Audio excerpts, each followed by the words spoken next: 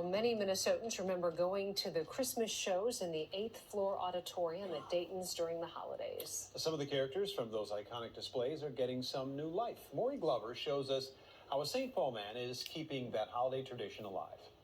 This is something that I remember from being a kid back in, I guess, like late 70s, early 80s, and going down to the Dayton's 8th floor auditorium. In a house on Saunders Avenue in St. Paul's Highland Park neighborhood, We got Sam hanging Christmas lights. some pieces from the past are spreading a little holiday cheer in the present. It really brings you into the Christmas spirit with the fresh snowfall and having the neighborhood kids coming by on a regular basis. It's been really fun. John Pihaley built this Santa's Village on his front porch using animatronic characters from the old Christmas shows in the 8th floor auditorium at the Dayton's department store in downtown Minneapolis.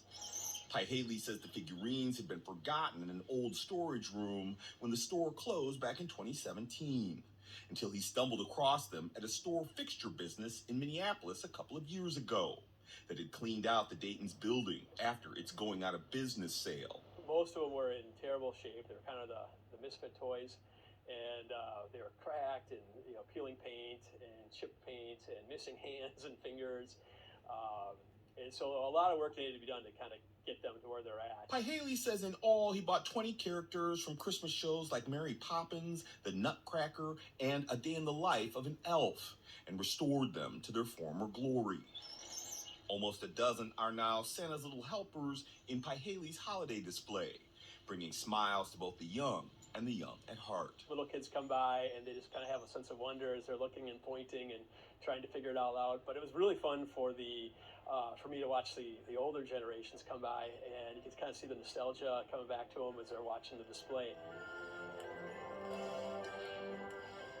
Pihaley says recreating the magic of those Dayton's holiday shows is the best Christmas present he could give this year.